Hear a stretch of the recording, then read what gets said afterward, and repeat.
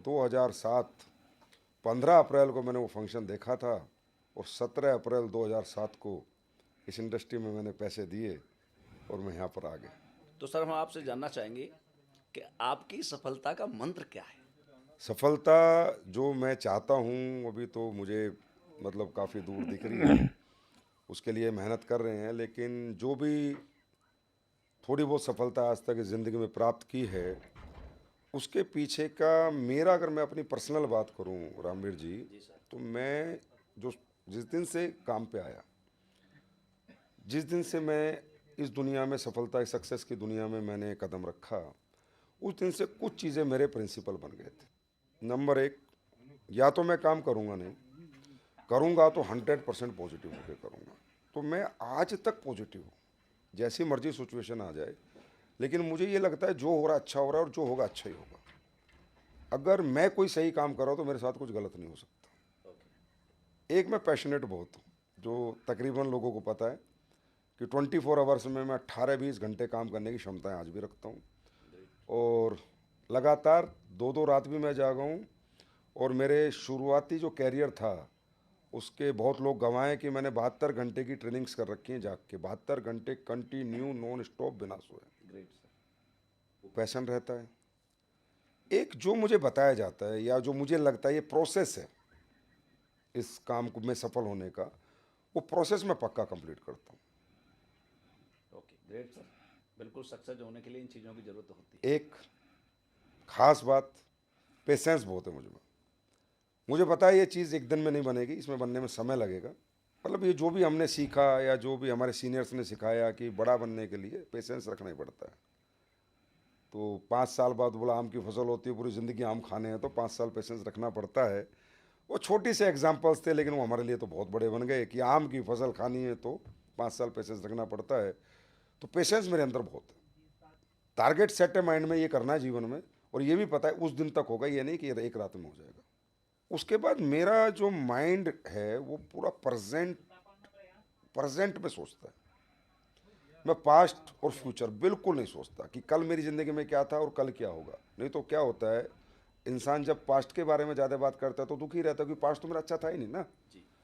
और फ्यूचर पता नहीं कब होगा, होगा भी नहीं होगा, कल का सूरज निकलेगा भी नहीं निकलेगा, दुनिया रहेगी नहीं रहेगी, बिल्कुल। तो इतनी चिंता भी नहीं करनी। तो मेरा स्टेबल माइंड है प्रेजेंट में। मैं सुबह उठता हूँ, रात तक अच्छे से काम करता हूँ और फटकार के सोता हूँ और भगवान को कहता हूँ देखो जी आज का दिन मैंने बहुत बढ़िया गुजारा, अगर कल सुबह आंखें खुलेगी तो कल फिर अच्छी मेहनत करेंगे। उसके बाद मैं फोकस बहुत हूँ, कोई मुझे भटका नहीं सकता, कोई मुझे समझा नहीं सकता, कोई मुझे कंफ्यूज नहीं कर सकता। अगर मैंने एक फोकस कर लिया कि मुझे ये काम करना है तो मैं ना राइट देखता हूँ ना लेफ्ट देखता हूँ, सिर्फ अपने टारगेट को देखता हूँ। एक आंख बंद रखता हूँ जो इधर उधर ना दिखे। आपने देखा हो ना जो तीर कमान चलाते हैं या बंदूक चलाते हो, एक आंख ऐसे बंद रखते हैं, क्यों रखते हैं? इधर उधर ना दिखे, तभी निशाना सही लगता है। तो दुनिया में टारगेट अगर किसी को बीट करना है तो उसका फोकस्ड होना बहुत ज़रूरी है। फोकस्ड माइंड कैसे होता है रामवीर जी, ये मैं बताऊंगा आपको। अच्छा क्वेश्चन था आपका, क्योंकि मेरी सफलता का राज ही पूछ लिया तो सब कुछ ही बताना पड़ेगा। फोकस माइंड होता है कि मैं घर चला जाऊं सोते हुए भी बिजनेस सोचूं, जैसे मेरी आंख खुले मैं बिजनेस करूं ना पर सोचूं, मतलब मेरा माइंड वही सोच रहा है 24/7। मैं खाना खा रहा हूं तो भी फोकस हो कि आज मेरा क्या काम मिस हो गया, कल मुझे क्या करना है। तो positivity, passion, process, present stability of mind, focus और प्रैक्टिस रोज करता हूँ, लगातार करता हूँ। जी सर। किसी ने एक बात कही है ना, एक दिन में सफलता नहीं मिलती पर एक दिन जरूर मिलती जरूर है। मिलती करते रहो, लगातार लगे रहो। देखिए सर, सफलता और चुनौतियां एक दूसरे की पूरक है। आज तक ऐसा कोई आदमी नहीं है इस दुनिया में जो सफल हुआ लेकिन चुनौतियों का सामना नहीं किया होगा। तो मेरा ऐसा मानना है कि आज आप सफल ही नहीं हैं, आपके मार्गदर्शन में हजारों लोग सफल हैं। तो इस सफलता को पाने में बहुत सारी चुनौतियां आपकी लाइफ में आई होगी। सही मायने में एक इंसान जब इस पृथ्वी लोक पे जन्म लेता है ना, बचपन में भी चुनौतियां शुरू हो जाती है। क्योंकि शुरू में बच्चा लेटा ही रहता है, बैठ नहीं सकता, फिर बैठ जाता है तो खड़ा होने में भी दिक्कत है, फिर घुटनों से चलता है, फिर सहारा लेके कर। चुनौतियां तो मतलब ये तो एक लाइफ का एक पार्ट है और हमेशा सबको आती है। मेरी ज़िंदगी में चुनौतियाँ सबसे बड़ी तो ये थी महिपाल जी कि जब मैं इस बिज़नेस में आया था, मैं इसके बारे में कुछ जानता नहीं था, तो मुझे पूरा बिज़नेस सीखना था। ये कितनी बड़ी चुनौती थी। लैपटॉप चलाना तो सोचो, लैपटॉप का नाम मैंने नहीं सुना था। मैं आर्मी में था, मैं लैपटॉप थोड़ी बंदूक चलाता था। तो मुझे यहाँ पर रजिस्ट्रेशन वगैरह करने थे, तो मुझे लैपटॉप खरीदना, उसे चलाना सीखना था। कितनी बड़ी चुनौती थी। बोलना तो स्टेज पे बोलना तो मतलब दूर दूर तक की हमने सोचा नहीं कि हम लोग स्टेज पे बोलेंगे या किसी से हम बात कर पाएंगे। ये भी एक चुनौती थी। तो सबसे पहले तो जब मैंने अपना कैरियर यहाँ शुरू किया, उस कैरियर के लिए जो चाहिए, सफलता के लिए जो एजुकेशन, नॉलेज, टूल्स, वो मुझे कुछ नहीं आते थे। तो सबसे बड़ी चुनौती आती वो एजुकेशन अपने अंदर डेवलप करनी, वो स्किल्स डेवलप करनी, अपने आप को उस बिजनेस के काबिल बनाना, डायरेक्ट सेलिंग। ये सबसे बड़ी चुनौती थी। कोशिश की, पूरी हुई। उसके बाद चुनौती रहती है रिजल्ट्स पे कि कभी फेल कभी पास। शुरू में टीम बनाई, जयपुर में टीम बनाई, पठानकोट गया वहाँ टीम बनाई, फिर अहमदनगर पोस्टिंग हो गई, टीम ही टूट गई पूरी। पूरी टीम इन्वेस्टमेंट प्लान में चली गई दूसरी कंपनी में। चुनौती आ गई, अच्छे खासे चेक बनते थे, जीरो आ गए। फिर एक टीम बनाई अहमदनगर में, एक फंक्शन कर दिया। आर्मी में था, पार्ट टाइम में काम करना पड़ता था। सबसे बड़ी चुनौती कि 18 घंटे आर्मी का काम करो और 2-4 घंटे मिलते थे तो अपना डायरेक्ट सेलिंग कर लो। उसमें करके भी टीम बनाई। उसमें एक फंक्शन कर लिया, वो फंक्शन के वीडियो वायरल हो गए कि नौकरी करते करते ये काम कैसे कर रहे हैं। तो वहाँ से फौज का तो आपको पता है, आप भी तो रहे हो ना फौज में। रिपोर्ट लग जाती है। रिपोर्ट लग गई। रिपोर्ट लग के हमारी पेशियाँ वेशियाँ हो गई, तो सब डर गए, तो वो भी टीम ज़ीरो हो गई। और सबसे बड़ी चुनौती मेरे सामने ये थी कि मुझे नौकरी भी करनी थी, बिजनेस भी करना था।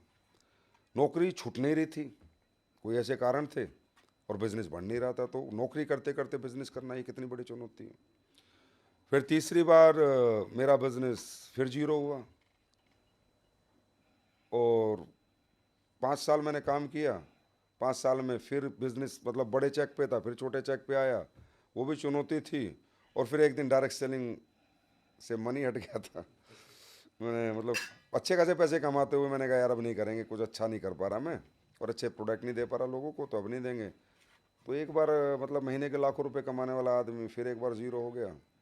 फिर 1 साल घर बैठा रहा, फिर एडोलूपीएल दिमाग में आई, फिर आया, फिर मेहनत करी। तो चुनौतियाँ तो जीवन का एक मतलब पार्ट है, वो तो चलता रहता है।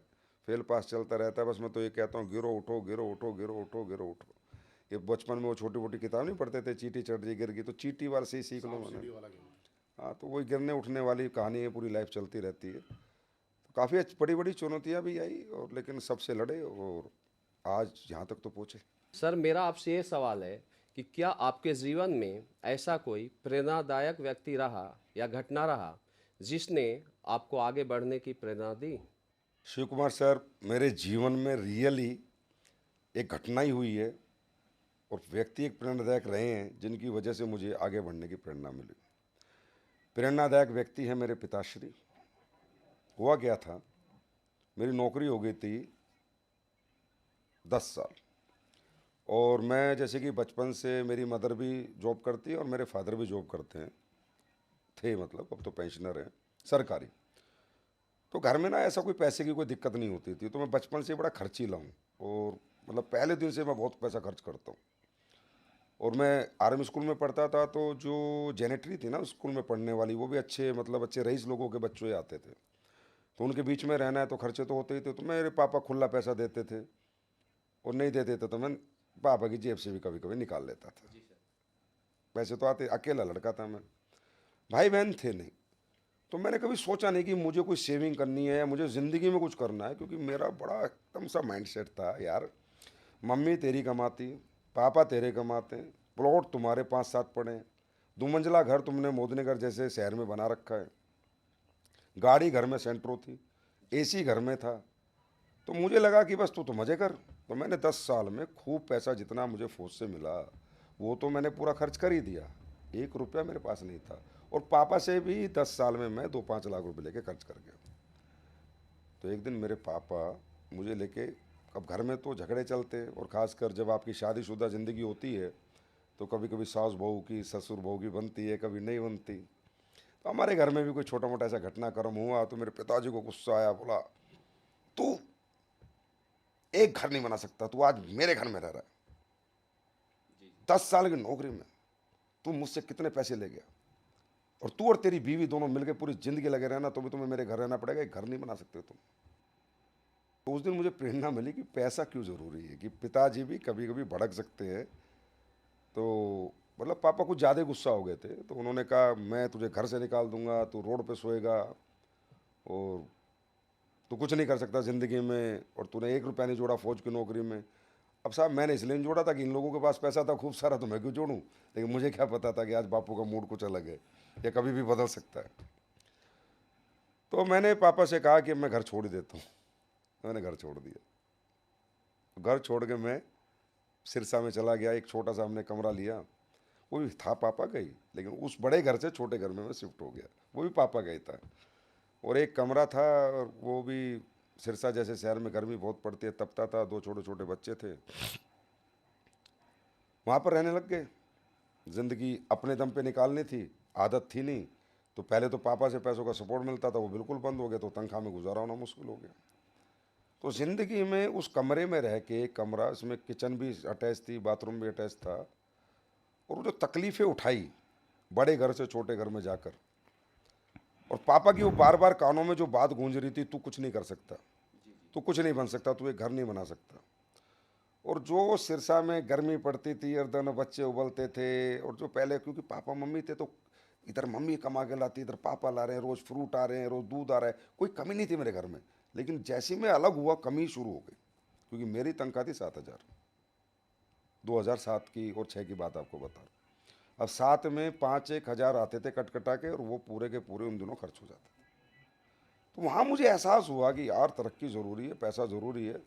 और फिर पापा की वो कानों में बात, अब पापा को कुछ करके दिखाना है यार, पापा को कुछ करके दिखाना है। पापा हल्के में लगे मेरे को, पापा को ऐसा लग रहा है तुम्हारा बेटा कुछ नहीं कर सकता। बस वो पापा की वो बात जो मुझे हमेशा मेरे कानों में गूंजती थी, वही प्रेरणा बनी कि कुछ करके दिखाना है, और कोशिश थी कि इनके जीते जी करके दिखाना है। तो आज मदर फादर दोनों जिंदे हैं, और जो भी वो देख पा रहे हैं, देख रहे हैं अपने बच्चे की सफलता, आज खुश है।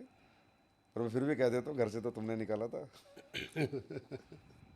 बहुत अच्छा है सर कि आपने ये बताया कि आपके पापा के चलते आपके लाइफ में एक नई प्रेरणा मिली, जहाँ से आप जीरो से हीरो बने। देखो, हर व्यक्ति में पोटेंशियल होता है, बस उसे ट्रिगर करने की ज़रूरत है। मैं इस दुनिया में सबसे बड़ा आइडल मेरे पापा को मानता हूँ। जो व्यक्ति ज़िंदगी में कुछ नहीं करना चाहता था, उससे इतना कुछ करा दिया, वो ट्रिगर कर दिया, मुझे जगा दिया, मुझे मेरी पावर का, मेरी ताकत का एहसास करा दिया कि तू भी कुछ कर सकता है। Thank you my dad, I love you, मैं बहुत प्यार करता हूँ। मैं उनकी वजह से हूँ जो भी कुछ हूँ आज। ओके, तो सर आप किसी एक ऐसे पल के बारे में बताओ जब आपको महसूस हुआ हो कि आपकी मेहनत और कंपनी का विजन दोनों सही दिशा में है। रामवीर जी, ये तो रिसेंट का ही एक वाक्य है, बहुत रिसेंट का है, अभी हमारे विजय रथ चल रहे हैं।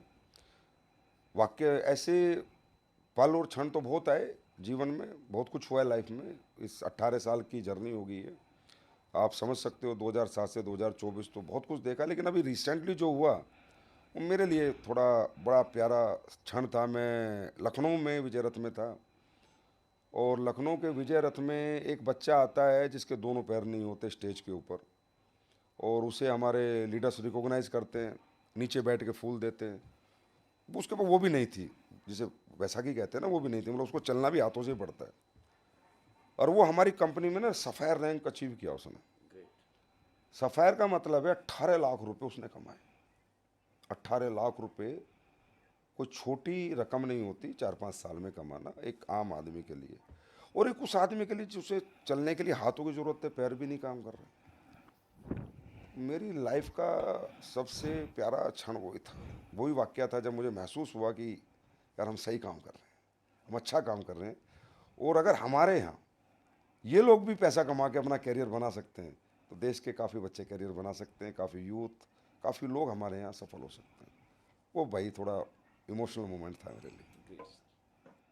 सर, डायरेक्ट सेलिंग को लेके आपका क्या नज़रिया है? क्या आपको लगता है कि यहाँ पे सफल और एक स्थिर इनकम आ सकती है? महिपाल सर, डायरेक्ट सेलिंग को लेके मेरे नज़रिए शुरू में तो नहीं थे, लेकिन जब डायरेक्ट सेलिंग को समझा, शुरू में तो जब हम आए थे, या आप भी आए होंगे हमसे काफ़ी, आपने भी कई साल से डायरेक्ट सेलिंग कर रहे हो।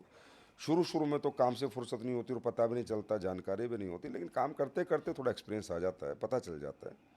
मेरा नज़रिया इसके प्रति बहुत पॉजिटिव है सर।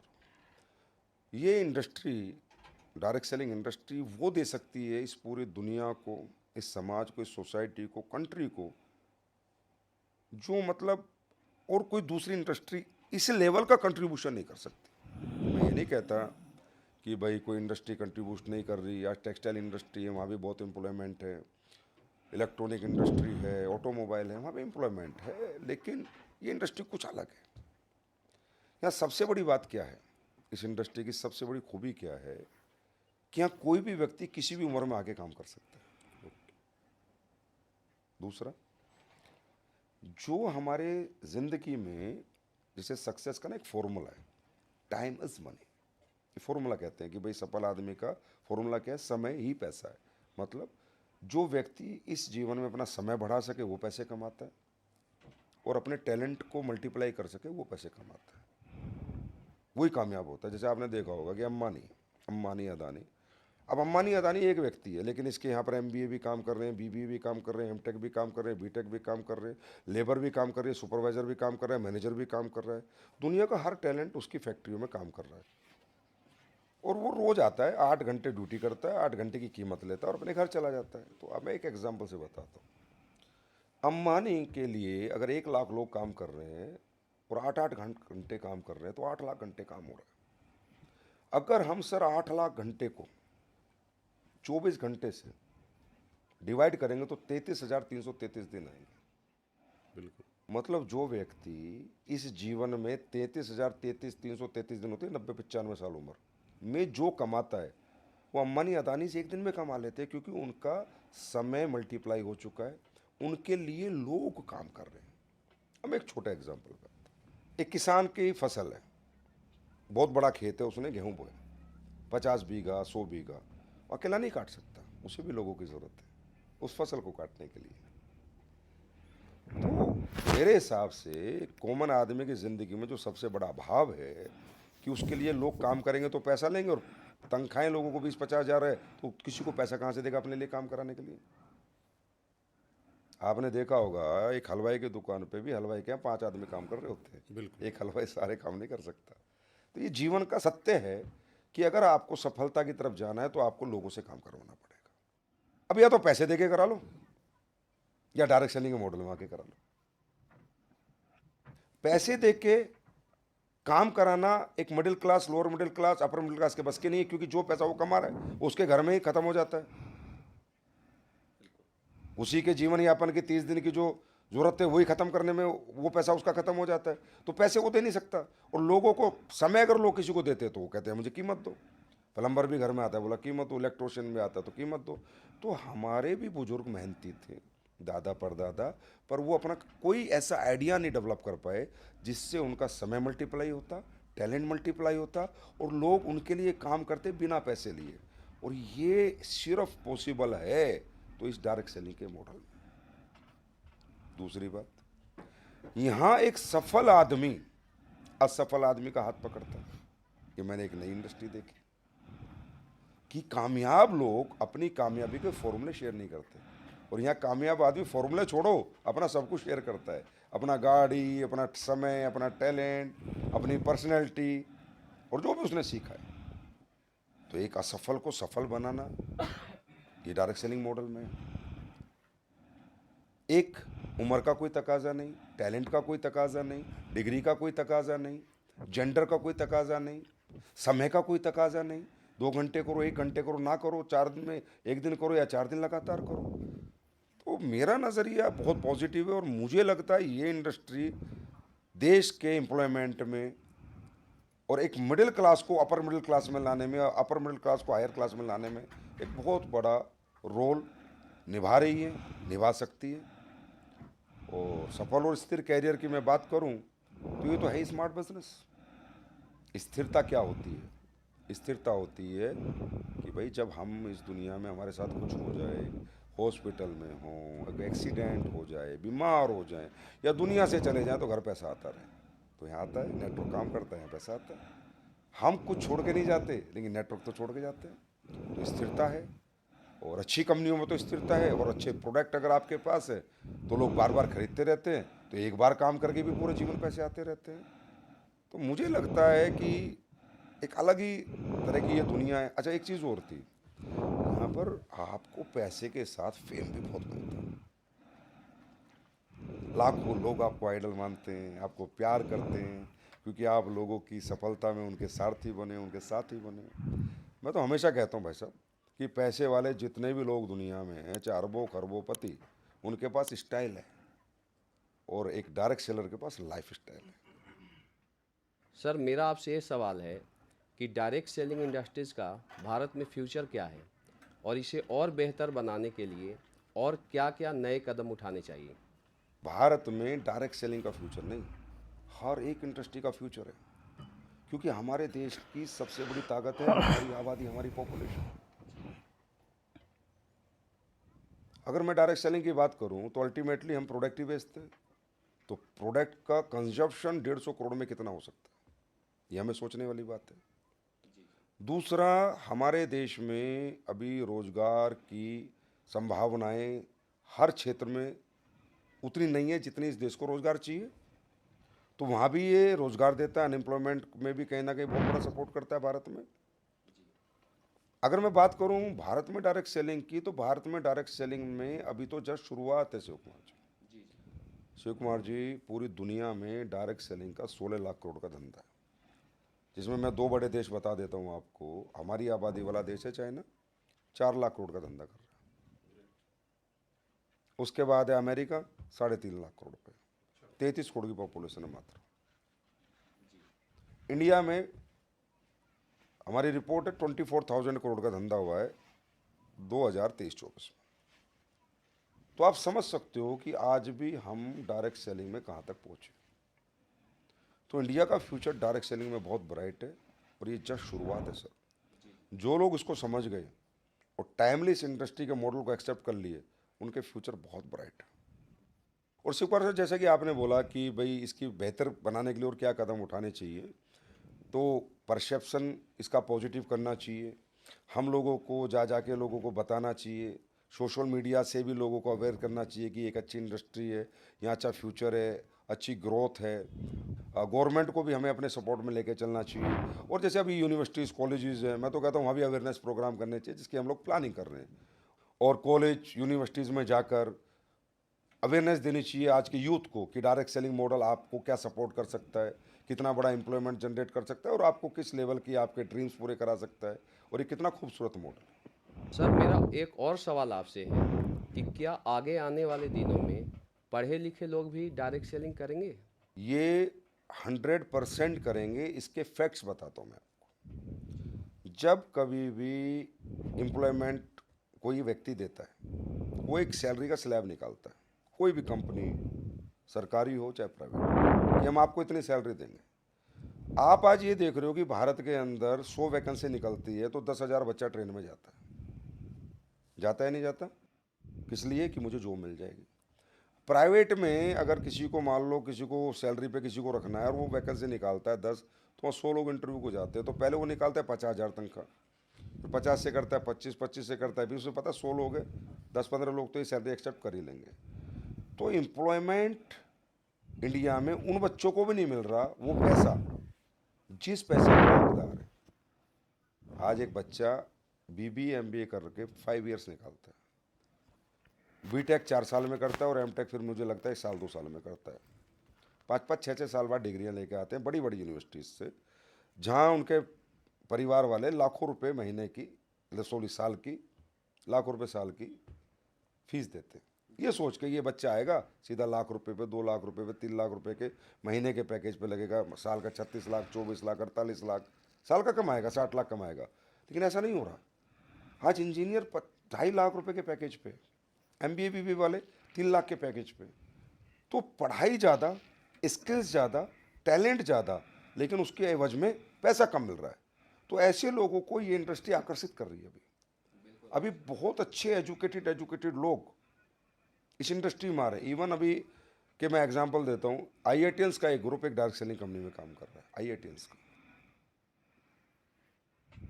हमारी कंपनी में दुनिया भर के BMS, MBBS, MBA, BTech engineer बच्चे काम कर रहे हैं। ऐसे ऐसे एग्जाम्पल है कि लोगों ने 2-2 लाख की सैलरी अच्छे ग्रुप में काम कर रहे थे और वो क्विट करी और उन्होंने डायरेक्ट सेलिंग में अपना फ्यूचर देखा और आके डायरेक्ट सेलिंग में अपना फ्यूचर लगाया। अच्छे एजुकेटेड लोग, तो अच्छे एजुकेटेड लोगों को उनकी वर्थ ना मिलने के कारण, जिसके वो कैपेबल हैं, लायक है, वो कीमत ना मिलने के कारण उनको लग रहा है इंडस्ट्री उनको कीमत देगी। यहाँ वो अपनी मेहनत से जितना मर्जी कमा सकते हैं और जो मर्जी पा सकते हैं, तो लोग आएंगे सर। पढ़े लिखे लोगों का बिजनेस है सर ये। अच्छा, तो इसी से जुड़ा हुआ मेरा क्वेश्चन है सर कि अच्छे एजुकेशन लिए हुए बच्चे या प्रोफेशनल लोग इस बिजनेस में आते हैं, तो क्या डायरेक्ट सेलिंग में उनके जल्दी सक्सेस होने की संभावना है? हाँ, ये मैं ज़रूर कहूँगा कि ज़िंदगी में पढ़ाई का अपना ही रोल है, अपना ही महत्व है। ये कहने की बात है कि अनपढ़ पढ़े लिखों से ज़्यादा कम पैसे कमाते हैं, मगर सही बात बताऊँ आपको, जितने अनपढ़ हैं उनका आइडिया होता है, लेकिन काम उनके लिए पढ़े लिखे लोग ही करते हैं। अगर पढ़े लिखे लोग अनपढ़ों के लिए काम ना करें, तो अनपढ़ों के लिए अनपढ़ काम करें, तो अनपढ़ कभी पैसे नहीं कमा सकते। बोला धीरू भाई अंबानी 12वीं पास था, ये डायलॉग बहुत लोग मारते हैं।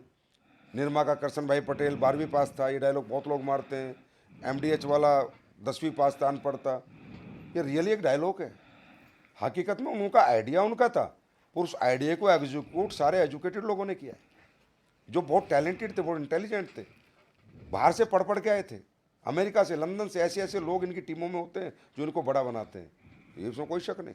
एकेडमिक्स एजुकेशन का बहुत फर्क पड़ता है, इसमें कोई शक नहीं। जो पढ़ा लिखा व्यक्ति यहाँ पर आएगा बहुत जल्दी सक्सेस होगा। अगर एक 10th 12th यहाँ पर सक्सेस 5 साल में हो रहा है, तो एक अच्छा ग्रेजुएट, अच्छा इंजीनियर, अच्छा डॉक्टर, अच्छा MBA यहाँ पर मुश्किल से 2 साल में सक्सेस हो जाएगा। एजुकेशन का अपना प्रभाव है। आज मैं अपनी बात करूँ, मेरी एजुकेशन 12th है। अगर मेरी एजुकेशन में लंदन से पढ़ाई होती तो कुछ प्लस होता सर, माइनस नहीं होता। एजुकेशन हमेशा काम करती है। रामवीर सर कहते हैं ना, दुनिया में आपसे सब कुछ छीन सकता है कोई, लेकिन आपका ज्ञान नहीं छीन सकता। बिल्कुल राइट सर। सर एक लाइन है कि जीतना है तो सीखना है। और दुनिया की किसी भी इंडस्ट्री में अगर आदमी कामयाब होना चाहता है तो उसके लिए सीखना बहुत ज़रूरी है। मैं एक छोटा सा सवाल आपसे करना चाहता हूँ कि डायरेक्ट सेलिंग इंडस्ट्री के अंदर कामयाब होने के लिए किसी एजुकेशन सिस्टम की ज़रूरत होती है? 100% नहीं, 110%, 1000%, 5000%, 10,000%, मतलब जितने परसेंट लगाने लगा लो। Without education system, without direct selling की एजुकेशन, आप सक्सेस हो ही नहीं सकते डायरेक्ट सेलिंग में। देखिए महिपाल सर, यहाँ पर होता क्या है कि तकरीबन लोग ना पहली बार जब इस फंक्शंस वगैरह देखते हैं, किसी अच्छे व्यक्ति, अपने जैसे व्यक्ति से मिलते हैं, या मतलब अपने जैसे व्यक्ति को कामयाब होते थे, मोटिवेट हो जाते हैं, और वो एकदम से मोटिवेट होकर कहते हैं मैं भी करूँगा। और आपको तो पता ही, पैसे यहाँ कुछ लगते नहीं, जो पैसे देते हैं उसके प्रोडक्ट मिल जाते हैं, है कि नहीं? तो उन्हें क्या है कि यार प्रोडक्ट ही तो खरीदना और मैं भी करोड़पति बन जाऊँगा, तो एक मोटिवेशन में ही आते हैं। लेकिन सर बिजनेस मोटिवेशन से नहीं होता। मोटिवेशन ना जस्ट एक स्टार्टअप है। अपने कैरियर को शुरू करने के लिए एक स्टार्टअप, एक आदमी के दिमाग में एक विचार आता है कि मुझे क्रिकेटर बनना है, एक मोटिवेशन है। लेकिन उसके बाद वो प्रोसेस है, कैसे बनना है, क्या क्या उसमें करना है, क्या क्या उसमें नहीं करना। ये कहाँ से सीखता है? अकेडमी ज्वाइन करके, एक कोच की कोचिंग लेके कि क्या करना है, क्या क्या नहीं करना, और कैसे मुझे करना है क्रिकेटर बनने के लिए। तो क्रिकेटर बनना एक विचार है मोटिवेशन का, मुझे डॉक्टर बनना है, एक मोटिवेशन है कि मेरे कैरियर की शुरुआत हो जाए, मुझे डॉक्टर बनना है। लेकिन डॉक्टर बनने का प्रोसेस क्या है, क्या क्या पढ़ना है, क्या क्या करना है, कैसे करना है, क्या नहीं करना है, ये कौन बताएगा? ये तो एजुकेशन सिस्टम ही बताएगा। तो लोग डायरेक्ट सेलिंग में आपने देखा होगा कि बहुत लोग जल्दी आ जाते हैं एकदम से कि भाई मैं भी करूँगा, लेकिन बहुत जल्दी वापस भी चले जाते हैं, क्योंकि मोटिवेशन में आए, मोटिवेशन में रहे और एजुकेशन से दूर रहे। तो सर एजुकेशन तो दुनिया के हर कैरियर के लिए अलग अलग बनी हुई है ना। अगर कोई व्यक्ति सोचे कि मैं तो डॉक्टर हूँ और मुझे डायरेक्ट सेलिंग की पूरी एजुकेशन है, तो नहीं, यही तो उसका विचार गलत है कि भाई आप डॉक्टर हो, आपका फिजिक्स केमिस्ट्री बायोलॉजी की एजुकेशन है, पर आपका डायरेक्ट सेलिंग की एजुकेशन नहीं। मैंने तो MBA किया है मार्केटिंग से, तो मुझे तो डायरेक्ट सेलिंग की एजुकेशन नहीं। डायरेक्ट सेलिंग की एजुकेशन आपके पास नहीं। आपने कॉमर्स पढ़ा होगा, आपने इकोनॉमिक्स पढ़ी होगी, लेकिन डायरेक्ट सेलिंग तो नहीं पढ़ी। तो डायरेक्ट सेलिंग कहाँ पढ़ाई जाती है? डायरेक्ट सेलिंग का एजुकेशन सिस्टम में पढ़ाई जाती है। तो मैं तो हमेशा से कहता आया हूँ कि हर एक कैरियर की अपॉर्चुनिटी, जो भी आपने कैरियर अपनाया, उसके बेसिक फंडाज हैं, बेसिक प्रिंसिपल्स हैं, बेसिक सब्जेक्ट्स हैं, अलग अलग सब्जेक्ट हैं। एक इंजीनियर फिजिक्स केमिस्ट्री बायोलॉजी पढ़ के डॉक्टर नहीं बनता, फिजिक्स केमिस्ट्री के साथ मैथ लेना पड़ता है। और एक डॉक्टर फिजिक्स केमिस्ट्री बायोलॉजी पढ़ के डॉक्टर बनता है, ना कि फिजिक्स केमिस्ट्री मैथ पढ़ के बनता है। मतलब दुनिया में आप सबकी अपनी अपनी एजुकेशन। कुछ भी बनना चाहोगे तो सबकी अपनी अपनी डिफरेंट एजुकेशन है। अब हमारी जो इंडस्ट्री है डायरेक्ट सेलिंग, इसकी अलग एजुकेशन है। लिस्ट बनानी है, फॉलो अप करना है, इनविटेशन करना है, सेमिनार में कैसे लाना है, काउंसलिंग कैसे करनी है, क्लोजिंग कैसे करनी है, प्रोडक्ट ट्रेनिंग कैसे करनी है, सेमिनार कैसे करने हैं, फ्राइडे ट्रेनिंग कैसे करनी है, ये तो एजुकेशन सिस्टम ही सिखाता है। कपड़े कैसे पहनना है, इंट्रोडक्शन मीट कैसे करनी है, हाथ कैसे मिलाना है, आँख में आँख डाल के बात कैसे करनी है, अपना बॉडी को कैसे रखना है, तो हमारा सिस्टम सिखाता है। तो सर मेरी एक बात हमेशा मैं कहता हूँ, 100 साल पहले भी जो फिजिक्स केमिस्ट्री बायोलॉजी पढ़ते थे डॉक्टर बनते थे, बहुत इंटेलिजेंट लोग आए, बहुत बहुत समझदार लोग आए, अपने हिसाब से आज तक एजुकेशन सब्जेक्ट नहीं बदल पाए। 100 साल बाद भी जो डॉक्टर बनेगा उसे पढ़ना फिजिक्स केमिस्ट्री बायोलॉजी पड़ेगा। तो जो नेटवर्किंग 1895 में शुरू हुई थी, उसके सब्जेक्ट उस दिन भी फिक्स थे, आज भी फिक्स हैं और 100 साल बाद भी फिक्स रहेंगे। तकरीबन लोग गलती क्या करते हैं, अपने सब्जेक्ट डेवलप कर देते हैं। तो एजुकेशन सिस्टम से जुड़ना, एजुकेशन लेना, अपने आप को काबिल बनाना और अपने आप में स्किल डेवलप करना डायरेक्ट सेलिंग की, इसके बिना आप डायरेक्ट सेलिंग में कामयाब नहीं हो सकते। सर मेरा आपसे सवाल है कि अगर आप अपने जीवन के शुरुआती दिनों में वापस जाते हैं तो आप क्या बदलते या क्या सीखते? अगर मुझे, वैसे तो ये हो नहीं सकता है इस जन्म में कि मैं वापस चला जाऊं, लेकिन मेरा अगर कोई पश्चाताप है तो यही है शिव कुमार जी, कि बचपने में बुद्धि नहीं होती, मैच्योरिटी नहीं होती, अल्लड़पन होता है, मौज मस्ती का माइंडसेट होता है, लेकिन वक्त बीत जाने पे पता चलता है। अगर मैं अपनी ज़िंदगी में दोबारा मुझे मौका तो नहीं मिलेगा, अगर मिले तो मैं पढ़ना चाहूँगा और बहुत ज़्यादा पढ़ना चाहूँगा और अपने माँ बाप की सारी बात मानना चाहूँगा जो मैंने पहले नहीं मानी, जिसकी वजह से एक कालखंड मैंने अपने जीवन का बहुत कष्ट में भी रहा हूँ। मैं 15-20 साल जो नौकरी करी है वो इसीलिए कि मैंने पिता की बात नहीं मानी और मैंने एक अच्छी पढ़ाई नहीं करी। यही मेरा, अगर मुझे दोबारा मौका मिले तो मैं करना चाहूँगा। ओके सर, आप हमेशा ना खुद की मैन्युफैक्चरिंग की बात करते हो, इससे क्या फ़र्क पड़ता है? आप खुद की मैन्युफैक्चरिंग में बहुत ज़्यादा जोर देते हो, इससे क्या कहना चाहते हैं आप? देखो, खुद की मैन्युफैक्चरिंग पे जोर देने का मेरा एक ही कारण है कि डायरेक्ट सेलिंग इंडस्ट्री और डायरेक्ट सेलिंग का कैरियर टिका हुआ है प्रोडक्ट के रिजल्ट्स पे, प्रोडक्ट की क्वालिटी, प्रोडक्ट के प्राइस पे। हमारी इंडस्ट्री में, अगर मैं ये नहीं कहता कि जो मैन्युफैक्चरिंग नहीं करते उनके प्रोडक्ट अच्छे नहीं हो सकते, हो सकता है वो किसी अच्छे लोग से ले रहे हो, अच्छे व्यक्ति से मिल रहा हो, मुझे उसमें मतलब मैं किसी के प्रति कोई नेगेटिव बात नहीं करता कि अगर कोई नहीं भी बना रहा है और बेच रहा है तो ठीक है, बेच रहा है, उसका सोचना है। पर मैन्युफैक्चरिंग करने के फ़ायदे क्या क्या होते हैं वो मैं बताता हूँ। नंबर 1 फ़ायदा होता है कि हर एक प्रोडक्ट की रिसर्च होती है, R&D। तो रिसर्च में प्रोडक्ट आता है तो जो रिजल्ट मुझे चाहिए, 1 बार बनेगा, 2 बार बनेगा, 3 बार बनेगा, टेस्ट चाहिए, जीव को टेस्ट कैसा होना चाहिए, आफ्टर प्रोडक्ट लेने के बाद फील कैसा आना चाहिए, उसमें क्या क्या डला है क्या क्या नहीं डला, ये मेरी आंखों के सामने डलता है और आंखों देख पे इंसान पूरा विश्वास करता है और यकीन करता है, तो उसमें एक अलग ही कॉन्फिडेंस होता है। अब एक तो आप अपने घर में, जैसे हमारे यहाँ किसानों में, एक तो खुद दूध निकाल के ला के पी रहे हो दूध को, और एक कितने अच्छा दूध या कितने ऑथेंटिक है और वो दूध दे के जाता है। कभी कभी मन में आता है पानी तो नहीं मिला दिया, लेकिन जब खुद निकाल के पिया तो भाई मैंने तो मिलाया नहीं, तो मुद्दा है मैंने तो मिलाया नहीं, मैंने क्या मिलाया मुझे पता है। तो एक तो यहाँ रिसर्च R&D का बहुत बड़ा रोल है कि हर प्रोडक्ट पे R&D होती है। रॉ मटेरियल का बहुत बड़ा रोल है कि हर रॉ मटेरियल मेरे सामने जा रहा है।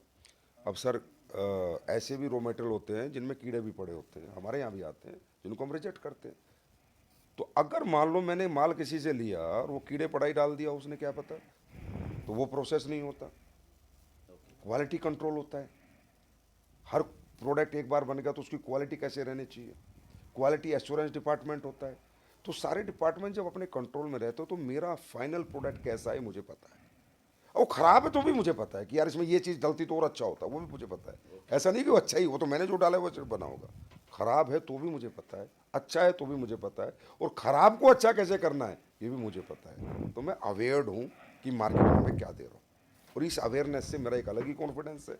तो मैं अपने डायरेक्ट सेलर से, अपने लीडरों से बात करता हूँ तो उन्हें बता सकता हूँ भी इसमें क्या डला है, क्यों डला है, और इतना पैसा भी इसमें क्यों लगा है, और इतना इसका प्राइस भी क्यों है, वो सारे क्यों मेरे पास क्लियर है।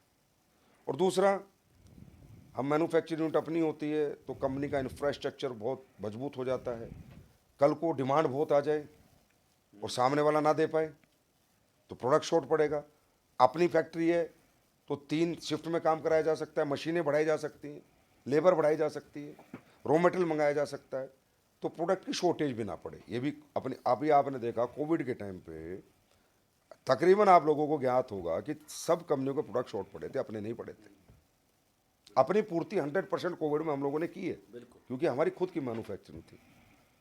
और कहीं ना कहीं डायरेक्ट सेलिंग तो लोगों की कंपनियां होती हैं, तो लोगों का पैसा लोगों के लिए। उससे क्या होता है, कहते हैं ना बिजनेसमैन की पर्सनल नेटवर्थ नहीं होती, इंफ्रास्ट्रक्चर होता है।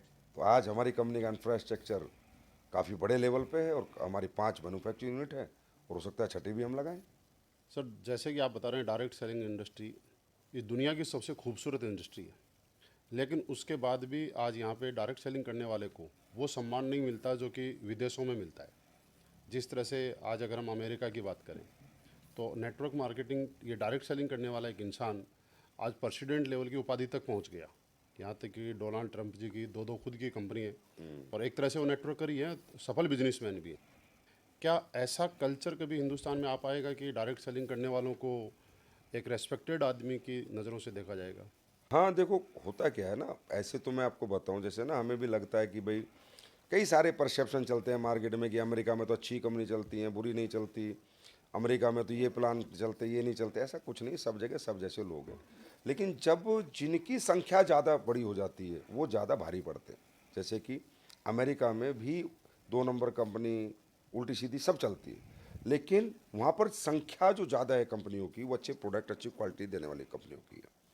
और वहाँ पर जैसे मैंने बताया ना, एजुकेशन का बहुत बड़ा रोल होता है, तो तकरीबन लोग एजुकेटेड हैं। गवर्नमेंट इलिटरेट किसी को रहने नहीं देती, लिटरेट करती है, सबको पैसा देती है, स्कूल देती है, पढ़ाई देती है। तो डायरेक्ट सेलिंग की डेप्थ नॉलेज है उस कंट्री में, समझे। तो उस वजह से क्या है कि लोग डायरेक्ट सेलिंग के प्रति नेगेटिव सवालात नहीं करते। और डायरेक्ट सेलिंग में एक चीज़ और है महिपाल जी, कि यहाँ ना 4-5 साल में कैरियर बन जाता है। तो वो भी लोग स्मार्ट लोग हैं, कहते हैं यार हम 50 साल नौकरियाँ क्यों करें, 50 साल बिजनेस क्यों करें, क्यों ना 5 ही साल में कैरियर बना लें। तो स्मार्ट लोग हैं, तो इसलिए वहाँ का परसेप्शन बहुत पॉजिटिव है, बिकॉज ऑफ कंपनी के अच्छे प्रोडक्ट, क्वालिटी प्रोडक्ट, R&D के प्रोडक्ट हैं वहाँ। और आपको पता है कि अमेरिका वैसे भी मार्केटिंग में नंबर 1 है, तो किसी भी चीज़ की मार्केटिंग करता है तो अमेरिका बहुत अच्छी करता है। तो उनकी मार्केटिंग बहुत स्ट्रॉन्ग है, अमेरिकन कंपनी जितनी भी इंडिया में भी है उनकी मार्केटिंग बहुत स्ट्रॉन्ग है, समझे।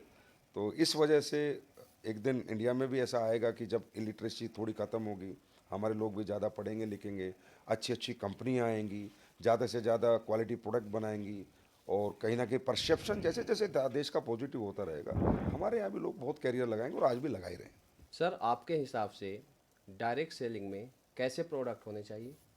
शिवकुमार जी, डायरेक्ट सेलिंग में सब कुछ होना चाहिए, सभी तरह के प्रोडक्ट होने चाहिए, लेकिन प्राइस कंट्रोल होने चाहिए और क्वालिटी बेस्ट होनी चाहिए।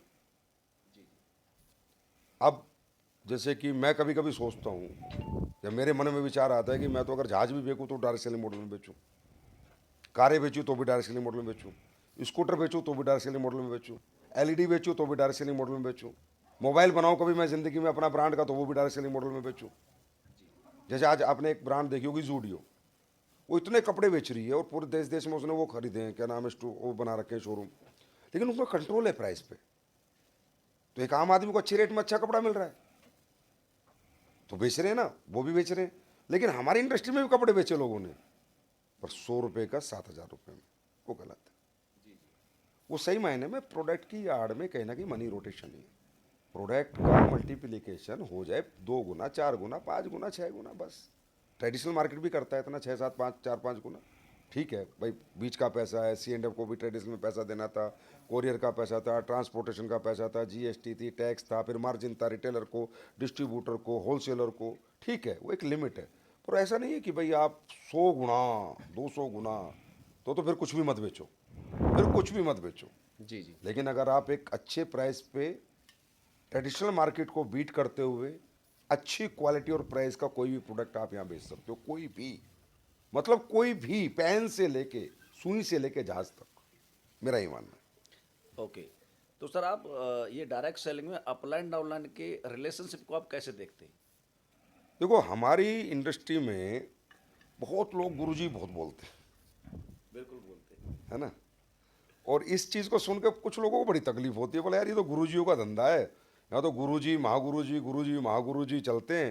मतलब जो लोग हमारी इंडस्ट्री को समझते नहीं, नज़दीक से जानते नहीं, उन लोगों में इस तरह का परसेप्शन होता है, इस तरह की वो हमेशा काउंटर्स करते रहते हैं, यार ये तो मालाएं बहुत पहनाते हैं और यहाँ तो फूल बहुत बरसाते हैं, यहाँ तो क्या नाम है फूलों की पत्तियों में तोल देते हैं, और गुरुजी महागुरुजी का धंधा है ना। हमारा बिजनेस का ना मॉडल थोड़ा डिफरेंट है।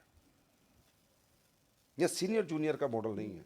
गुरु का मतलब है अंधकार से प्रकाश की ओर।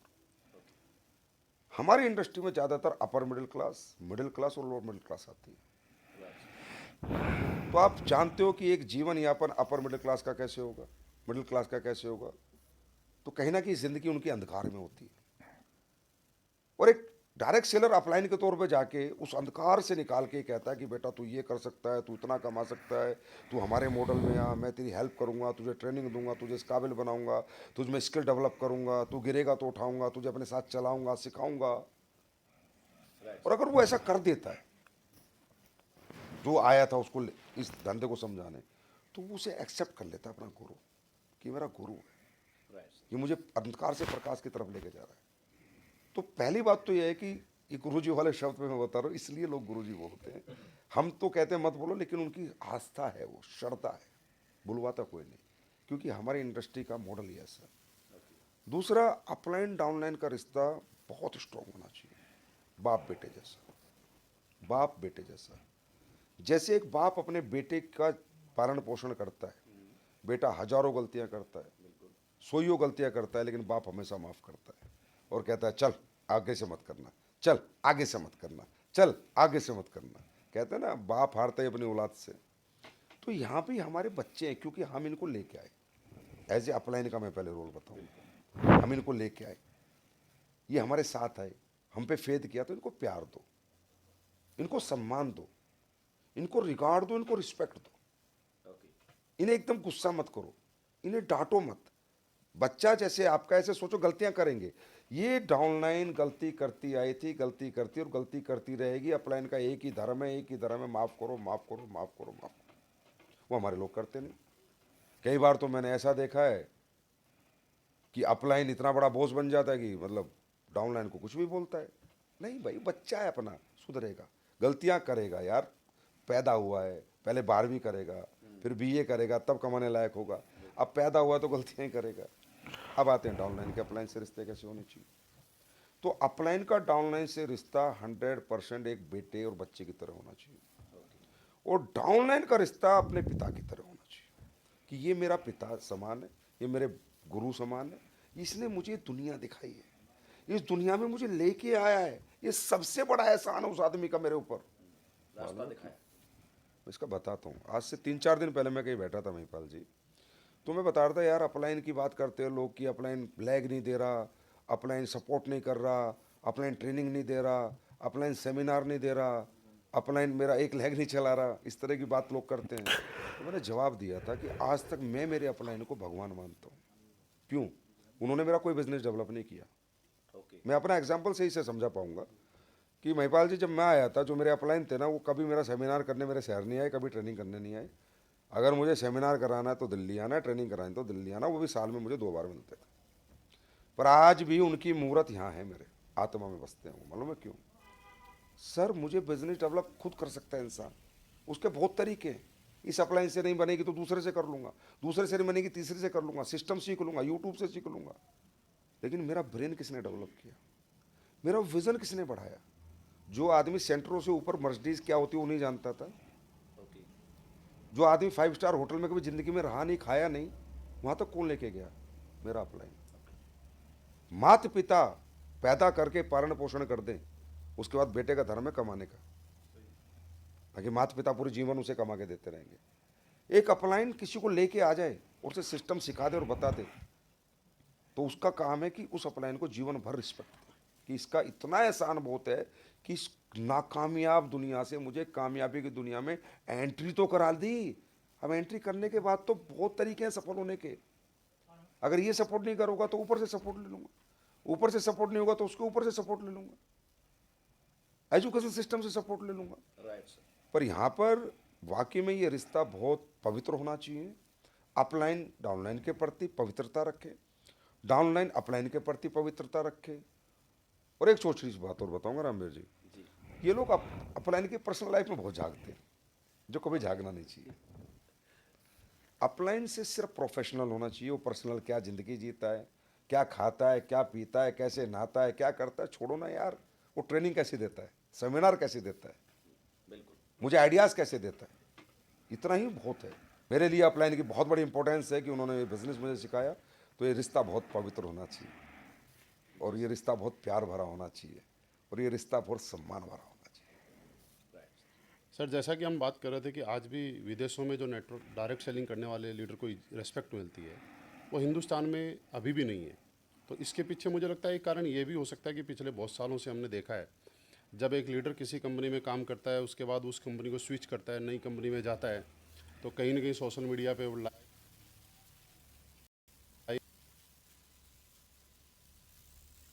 बुराई करता है। क्या लगता है, ये नेचर सही है? तो मेरे पास सर, आपने देखा होगा AWPL में हम लोगों ने बना रखा है, ये नियम भी बनाया कि हमारे यहाँ कोई लीडर सोशल मीडिया पे आगे लाइव नहीं आएगा, किसी के बारे में कुछ बात नहीं करेगा, अच्छी और बुरी। क्योंकि देखो सर, अपने अपने ढंग है सभी कंपनियों के काम करने के।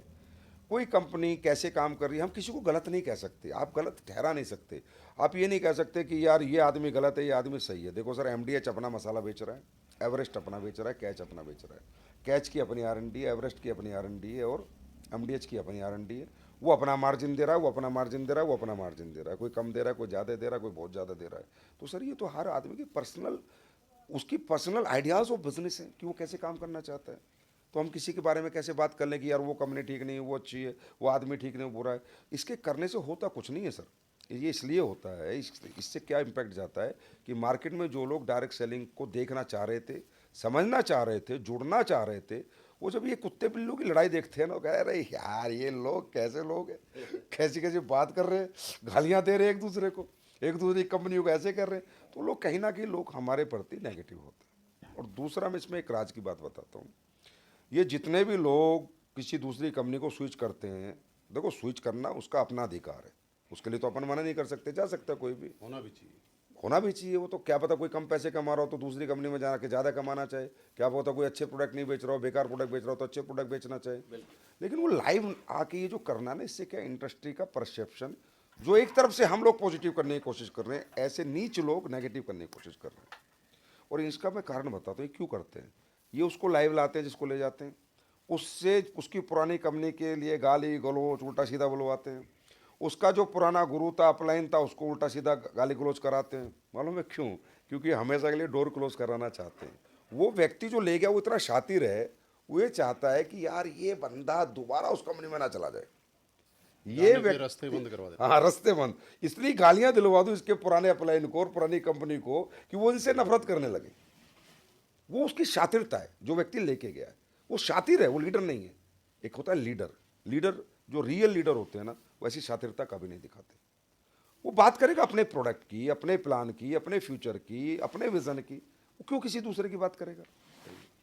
और दूसरे की बात करने का टाइम अगर उसके पास है तो इसका मतलब वो अपना टाइम अपने काम में लगा ही नहीं रहा है, तो वो तो बहुत घटिया आदमी है, वो तो उसका कैरियर बर्बाद करके छोड़ेगा। तो ऐसे बहुत कैरियर भी देश में बर्बाद हो रहे हैं डायरेक्ट सेलर्स के। और कहीं ना कहीं ऐसे लोग एक परसेप्शन तो नेगेटिव मार्केट में कर ही रहे हैं, जिसका फ़र्क उस लोगों पे पड़ रहा है जो डायरेक्ट सेलिंग की तरफ आना चाहते थे। तो ये डोर क्लोज़र पॉलिसी है, डोर क्लोज़र, और कुछ नहीं है। पुरानी कंपनी के, पुराने अपलाइन के रिश्ते खराब करा के, ख़त्म करा के डोर क्लोज कर दो और उसे अपना गुलाम बना के रखो और ज़िंदगी भर वो उनकी गुलामी करे।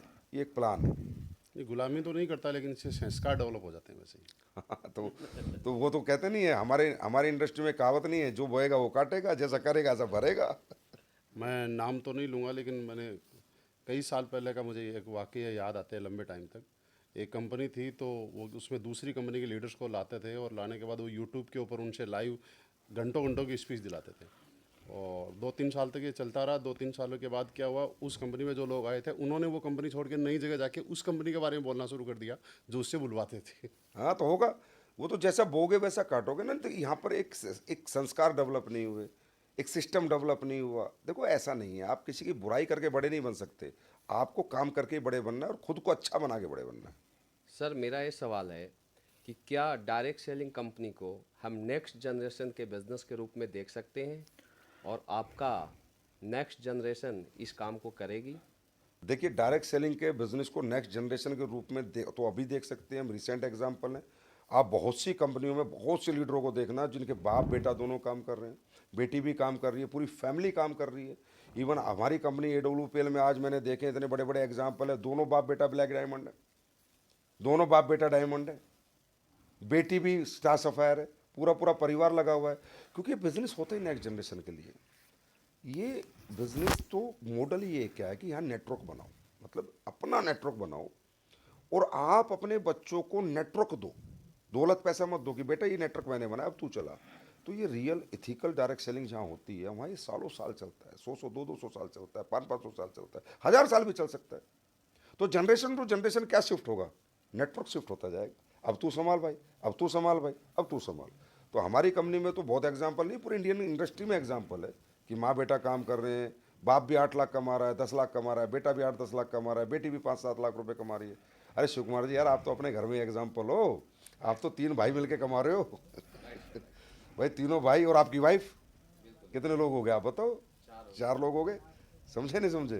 तो ऐसे तो जनरेशन, अब तो ये भी तो आपके एक साथ की जनरेशन है, भाई तो सारे थे ना, उनको लेके आए आप, तो कल आपके बच्चे बड़े होंगे और अगर उनका इंटरेस्ट होगा। देखो क्या होता है ना, जनरेशन टू जनरेशन बिजनेस तो ट्रांसफर हो सकता है, लेकिन ट्रांसफर कब करोगे, किसको करोगे? आपके बच्चों का इंटरेस्ट क्या है। आप अपने बच्चों पे अपना कोई इंटरेस्ट नहीं थोप सकते।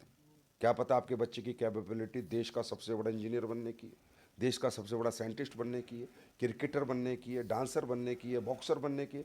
तो आप उसे ये थोड़ी बोलोगे कि यार तू नेटवर्क मार्केटिंग कर, मैं कर रहा हूँ। नहीं, ये गलत बात है।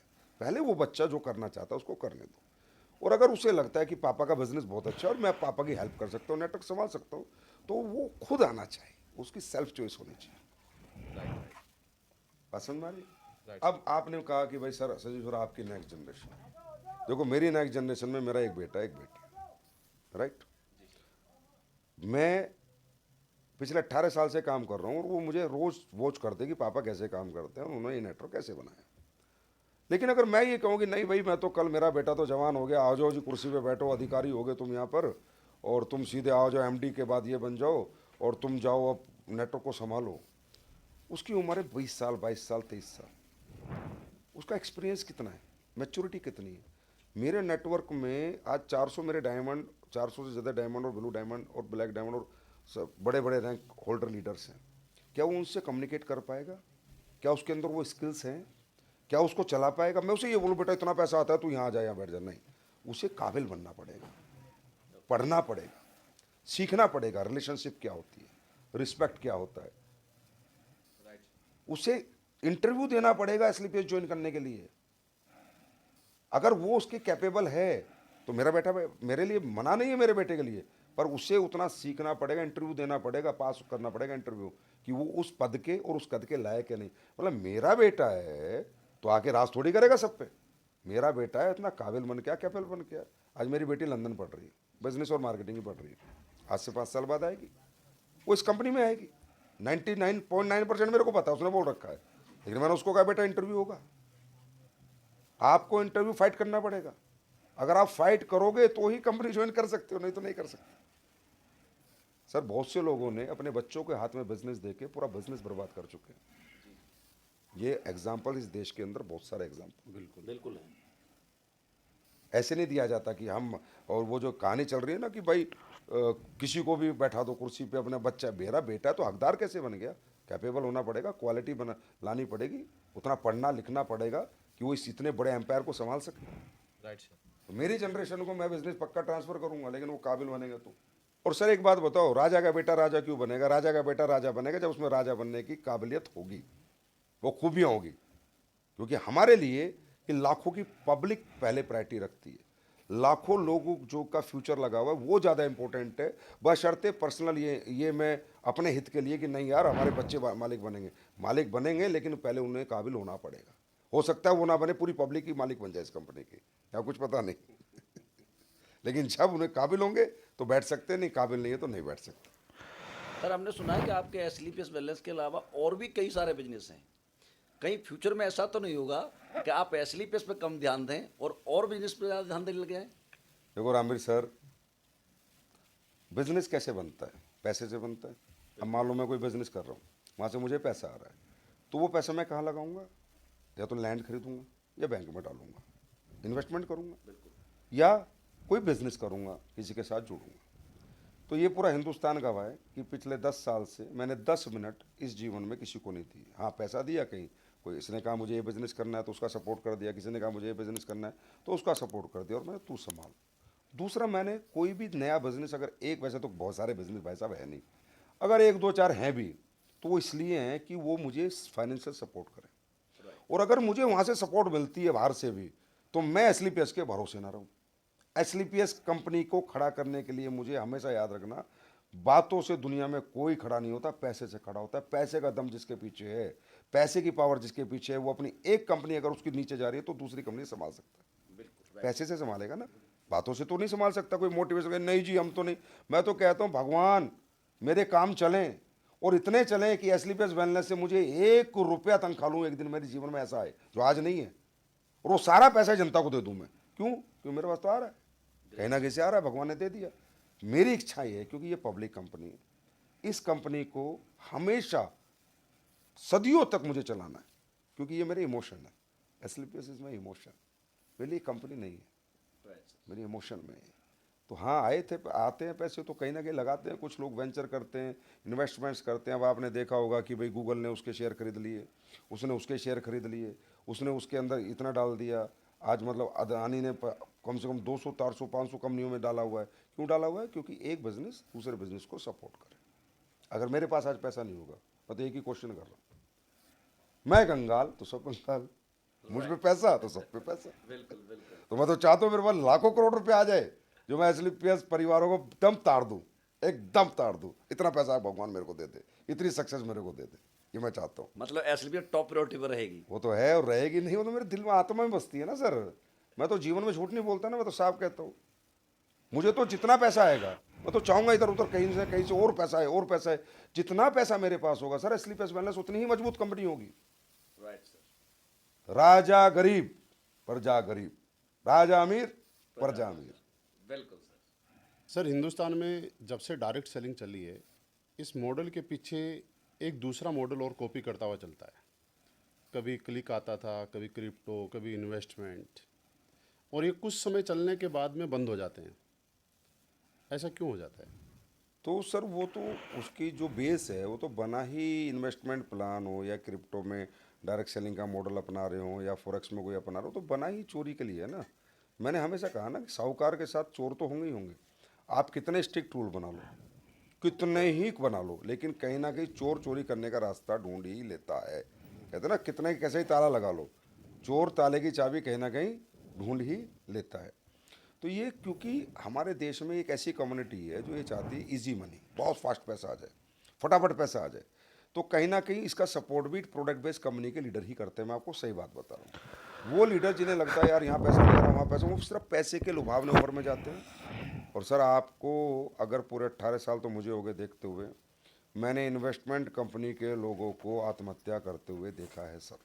हाँ, हमने पेपर में बहुत सारे लोगों को बहुत सारा देखते। आज कई पेपर्स की कटिंग्स हो गई, इस क्रिप्टो में पैसा लगा दिया, फॉरेक्स में पैसा लगा दिया, यहाँ लगा दिया, 5 करोड़ का कर्जा हो गया, बेटी को जहर, बेटे को जहर, बीवी को जहर, खुद भी जहर, क्योंकि वो कहता है इतना पैसा उतारूंगा कहाँ से। सर एक बात आप समझें, अगर जैसे ये लोग कहते हैं कि महीने में हम 10% देंगे, 1 करोड़ लगाओगे तो 10 लाख फिक्स आएंगे, 2 करोड़ लगाओगे, वो नए नए मॉडल से, कभी रोबोट मॉडल, कभी ये मॉडल, कभी वो मॉडल। सर अगर ये इतने ही देने वाले हैं तो सीधे पीएम से बात करें ना कि RBI का पैसा हमें दे दो, हम आपको हर महीने 10% दे देंगे, 6 महीने में दुगना कर देंगे। सर कंट्री 6 महीने में दुगनी हो जाएगी, इनको तो भारत रत्न मिलेगा, अर्थव्यवस्था बहुत बड़ी हो जाएगी। पुरानी बात बता रहा हूँ। स्पीक एशिया कंपनी होती थी, एक मैं नाम से बता रहा हूँ, स्टॉक गुरु, यूनिपे, ऐसे कुछ नाम था, ऐसी बहुत सी कंपनियां थी। मुझे ज्ञान देती थी, अरे भाई साहब क्या कर रहे हो प्रोडक्ट बेस में, अरे आ जाओ इधर, आप तो इतनी स्पीड पे पैसा कमा सकते हो, आप तो इतना अच्छा बोलते हो, आप तो इतने अच्छे ट्रेनर हो, मोटिवेटर हो, आराम से पैसे निकाल सकते हो, और ये देखो यहाँ पैसे दुगने होते हैं। कोई कहता था मेरी साउथ अफ्रीका में माइंस है, कोई कहता था वहाँ से पैसा आता है। तो मेरा एक ही सवाल का जवाब उनसे था कि भैया अगर तुम्हारे अंदर ये काबिलियत है, कैपेबिलिटी है, तो मीट टू गवर्नमेंट, जिससे कि देश बड़ा बने, और देश बड़ा बन गया तो आम आदमी तो अपने आप बड़ा बन जाएगा। तो हकीकत में सर ये बड़ा फ्रॉड है, और ये इजी मनी कमाने वाले लोगों के लिए किया जाता है, जो लोग सही मायने में अनमेच्योर है, और उनको बेवकूफ़ बना के कि तुझे इतना मिलेगा, ऐसे मिलेगा, ऐसे मिलेगा, और 2-3 साल में, 1.5 साल, 2 साल में अपनी दुकान बंद करती है। अब सर एक बात बताओ, लूट के तो कोई बांट देगा? आप लूट लो लोगों को, बांटना आसान है, कुछ दे के बांटो तब माने ना। तो सब लूट के बांट रहे हैं सर। और ये मैं ये नहीं कहते बंद हो जाएगा, ख़त्म हो जाएगा, पर हाँ कंट्रोल में आएगा, लेकिन इसके लिए डायरेक्ट सेलिंग को मैच्योर होना पड़ेगा, डायरेक्ट सेलर्स को मैच्योर होना पड़ेगा, उनको समझना पड़ेगा। सीधी बात है, प्रोडक्ट बेस करनी है तो प्रोडक्ट बेस करनी, इस प्रोडक्ट बेस में आके उसी नेटवर्क को वहाँ डाइवर्ट करके अपना और उनका कैरियर बर्बाद मत करो भाइयों। ये तो मैं हर डायरेक्ट सेलर से रिक्वेस्ट कर रहा हूँ कि ये लोग 100% गायब होंगे, और 100% आपके सिरों पे करोड़ों अरबों के कर्जे होंगे, और वो आप उतार नहीं पाओगे, और वो दिन आप याद करोगे कि हाँ इन गंदे लोगों के साथ नहीं जाना चाहिए। They are people are frauds, super frauds हैं, कोई पैसा नहीं बांट सकता। कैसे बांट देगा सर, कहाँ से आ रहा है पैसा? सिर्फ घुमा रहा है, टोपी घुमा रहा है, इसकी टोपी इसके सिर, इसकी टोपी इसके सिर, और जब एक दिन आना कम जाना ज़्यादा, कंपनी क्लोज। ये इनका कल्चर रहा है, ये इस धंधे का नेचर रहा है। तो ये कंट्रोल में आएगा, ऊपर वाला चाहेगा तो भगवान चाहेगा तो जरूर आएगा। मतलब देश के लोगों को ये समझना चाहिए कि इस तरह के झांसे में आके अपना करियर, पैसा खराब ना करें। अरे लूट रहा है देश सर, बाहर ले जाते हैं पैसा, लूट लूट के बाहर ले जाते हैं पैसा।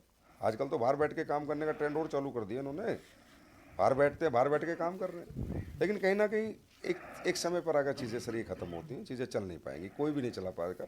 इनकमिंग ज़्यादा है, आउटगोइंग कम, आउटगोइंग जिस दिन ज़्यादा होगी, इनकमिंग कम, ये चीज़ें सब क्रैश कर जाती हैं। जिस दिन रोटेशन खत्म होगा उस दिन।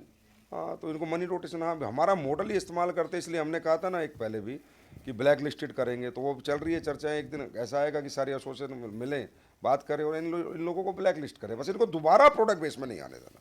हमारी तरफ से इरिप्टो करो, क्रिप्टो करो, ओरेक्स करो, फोरेक्स करो, इन्वेस्टमेंट करो, दोबारा प्रोडक्ट बेस में आपकी एंट्री नहीं।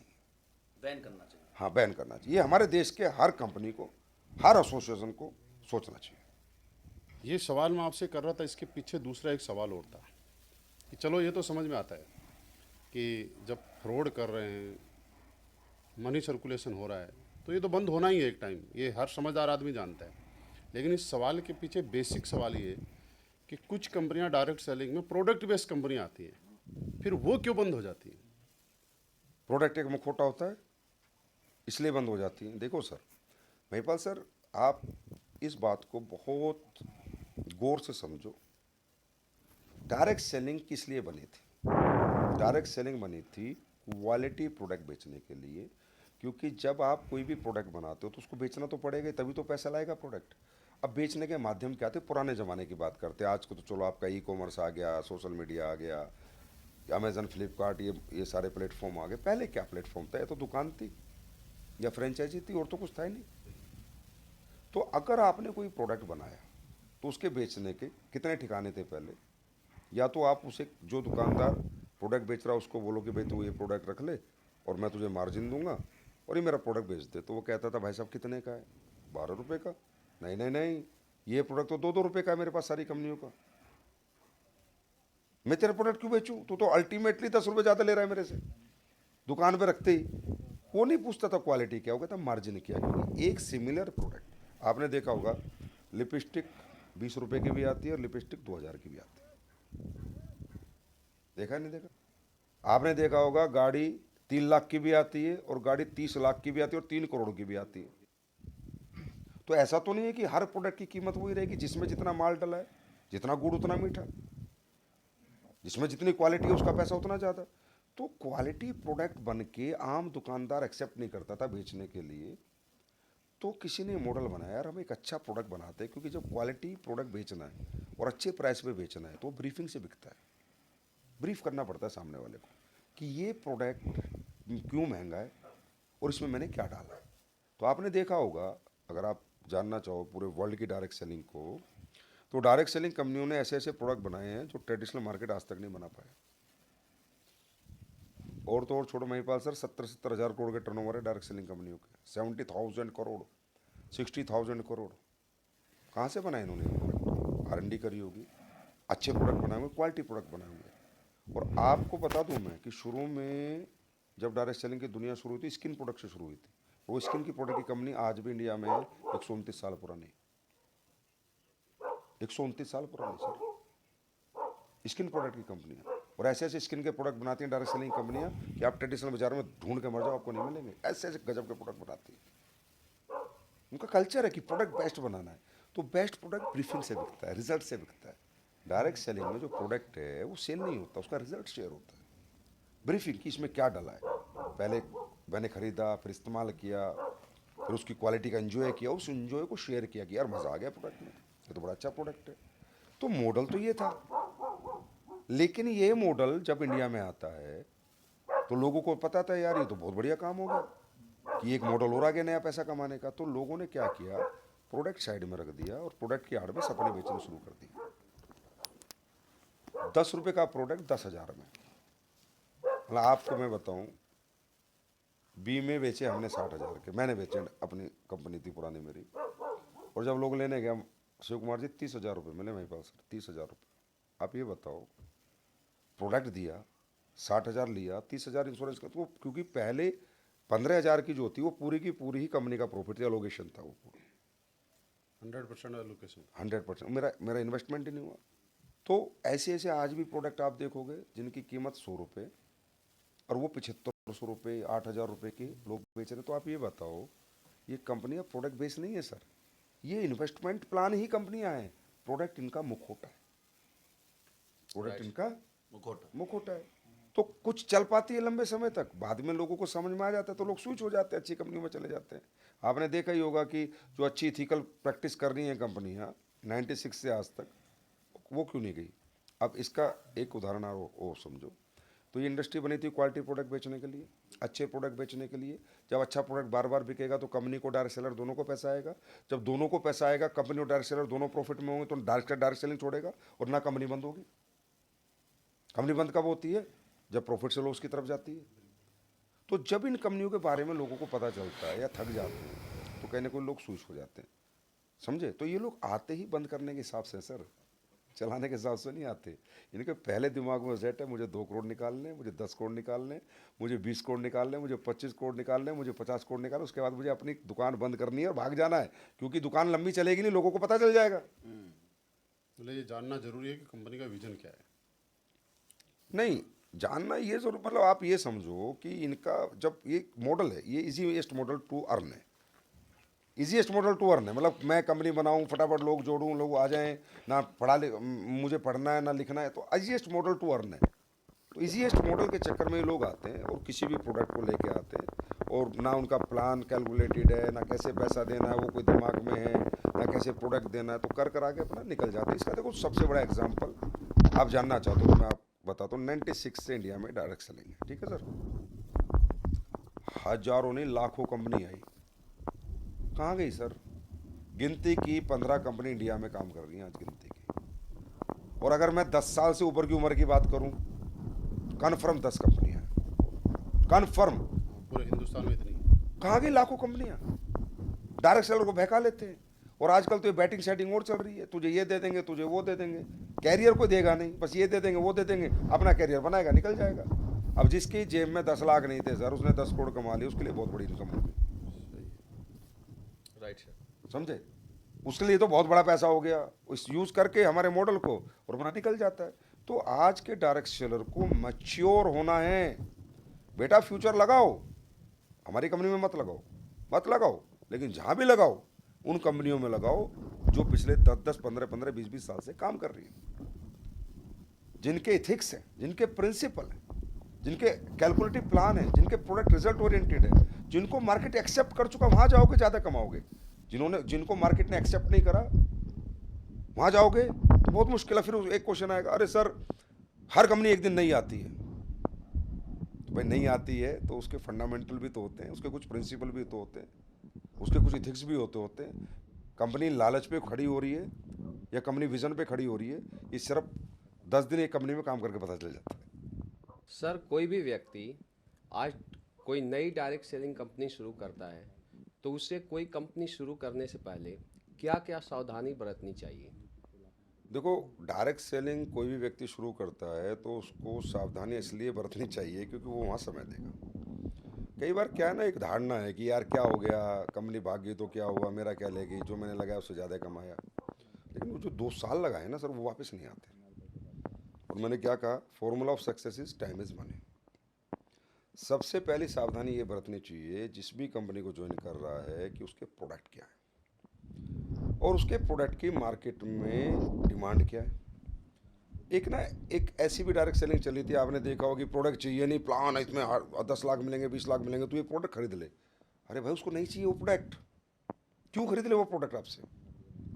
सिर्फ इसलिए कि आपकी कंपनी ज्वाइन करे, आपकी कंपनी में प्लान दिखाए लोगों को, सपने पूरे करने की बात करें। नहीं, जहां आपको लगता है कि ये कंपनी प्रोडक्ट की आड़ में सपने बेचने आई है, उसको तो 100% ज्वाइन ना करें, 1000%। क्योंकि सपनों के खरीदार कम है और प्रोडक्ट के खरीदार हर घर है। अगर ऐसे सपने बेचने होते तो एप्पल भी हवा बेच देती, अपना नाम बेचती कि भाई कोई प्रोडक्ट की जरूरत नहीं है, हम तो एप्पल हैं। स्टीव जॉब्स भी कहता भाई सपने खरीद लो। इंडस्ट्री के प्रति जो परसेप्शन नेगेटिव क्यों हुआ, इसी वजह से तो हुआ। सबसे पहला प्रोडक्ट, उसकी क्वालिटी टेस्ट करें, उसके रिजल्ट टेस्ट करें। चाहे एक बार प्रोडक्ट लेके यूज़ करके बाद में फैसला करें मैं काम करूँगा या नहीं करूँगा। क्योंकि अगर प्रोडक्ट का एक्सेप्टेंस मार्केट में है तो कैरियर बनने के चांस हैं। बनेंगे। दूसरा, प्रोफाइल, कि जो व्यक्ति कंपनी लेके आया है वो जानता कितना है डायरेक्ट सेलिंग को, समझता कितना है डायरेक्ट सेलिंग को। सर, हिंदुस्तान के बड़े बड़े ग्रुप डायरेक्ट सेलिंग में आके चले गए। बड़े बड़े ग्रुप की बात कर रहा हूँ मैं, हजारों करोड़ के ग्रुप डायरेक्ट सेलिंग कंपनियां उन्होंने बनाई, रामवीर जी। यही मॉडल भी लाए, प्रोडक्ट भी लाए, लेकिन चले गए क्योंकि उनको चलाना नहीं आया। कि उन्हें नहीं पता कि एक नेटवर्कर क्या चाहता है, मार्केट की क्या डिमांड है, चलाना नहीं आया। आज भी आप तकरीबन देखोगे तो अच्छी कंपनियां डायरेक्ट सेलिंग की वही बन पा रही हैं जिनके ओनर्स को, मैनेजमेंट को कुछ एक्सपीरियंस कहीं ना कहीं से था। तो नॉन एक्सपीरियंस आदमी अगर कंपनी लेके आया तो 100% क्रैश होगी। प्लान जो उसने पे आउट दिखाया है वो मोटिवेशनल है या कैलकुलेटिव है? वो मोटिवेटेड है या कैलकुलेटिव है? कैसे देगा, कहाँ तक देगा, क्या परसेंटेज ऑफ प्लान है, क्या पैसा लेता है, क्या बांटता है। एजुकेशन सिस्टम, कैसा एजुकेशन सिस्टम उन्होंने डेवलप किया, क्योंकि लोग तो रो आएंगे। अब रो लोगों को काम सिखाना और काम करवाने के लिए आपको एजुकेट तो करना ही पड़ेगा। तो कंपनी का एजुकेशन सिस्टम क्या है? लीडरशिप, जो कंपनी में लीडरशिप है वो कहीं से स्विच होके आई है, पैसे खा के आई है, सेटिंग लेके आई है, या रियली अपना कैरियर बनाने के लिए आई है? कहीं ऐसा तो नहीं कि कंपनी ओनर ने उनको लालच दे रखा है बड़ा और वो कहे कि तुम आ जाओ और तुम लोगों को लेके आओ। अगर ऐसी लीडरशिप है तो 100% आपका, आज वो वहाँ चली गई है पैसे के लिए, कहीं और भी चली जाएगी पैसे के लिए, परसों कहीं और चली जाएगी। सारे लोग तो जाते नहीं, आपको पता ही है। कुछ ही लोग जाते हैं, कुछ नहीं जाते, तो लोगों का कैरियर खराब हो जाता है, बर्बाद हो जाते हैं लोग। Leadership, education system, product, profile, calculative पे आउट, अगर ये सारी चीज़ें। दूसरा, नीयत दिखती है। नीयत है ना सर, नीयत को समझने में और देखने में इतना समय नहीं लगता। एक व्यक्ति लालच परोस रहा है तो फ्यूचर नहीं परोस सकता। जो फ्यूचर परोस होगा ना वो कभी लालच नहीं परोसेगा। इतना सा ध्यान रख ले, थोड़ा सा अपने ब्रेन को स्टॉर्मिंग कर ले, क्योंकि ज़िंदगी का सवाल है, कैरियर का सवाल है, तो शायद उसका चुनाव सही होगा। ओके, तो सर ये बताइए, ये जो प्रोडक्ट बेस्ड कंपनी होती हैं, इनमें प्रोडक्ट एक बार हमने ले लिए तो क्या सक्सेस होने के लिए और भी कोई पैसा खर्च करना पड़ता है? ये बड़ा अच्छा आपका सवाल है, और इसी सवाल में हकीकत में एक डायरेक्ट सेलर का कैरियर छुपा हुआ है। भाई, आपने प्रोडक्ट लिए हैं, उस कंपनी के मॉडल के साथ आप इंट्रोड्यूस हो गए हैं, बिल्कुल। और प्रोडक्ट खाने के बाद आपका रिजल्ट आएगा तो आपने शारीरिक, शरीर के लिए तो शरीर में आएगा, टेस्ट के लिए तो टेस्ट में आएगा। कोई भी प्रोडक्ट जिस भी काम के लिए लिया है वो प्रोडक्ट अपना काम करेगा, लेकिन आपको तो डायरेक्ट सेलिंग वाला काम करना है ना। तो डायरेक्ट सेलिंग वाला काम करने के लिए आपको एक एक्सपेंस तो करना पड़ेगा, जो लोग नहीं करते। इस इंडस्ट्री के इस मॉडल में जितने लोग फेलियर हुए हैं, उनका सबसे बड़ा कारण है कि वो चाहते हैं कि जो पहले वो पैसा कमाते थे बाज़ार में, नौकरी में, उतना ही पैसा पहले महीने, पहले साल, 6 महीने में आ जाए। पहले दिन से ही वो प्रॉफिट में आ जाए, पहले दिन से उनका 1 रुपया ना लगे, पहले दिन से ही उन्हें अचीवमेंट्स मिलने लग जाएं, जो मुनासिब नहीं है, जो इम्पॉसिबल है।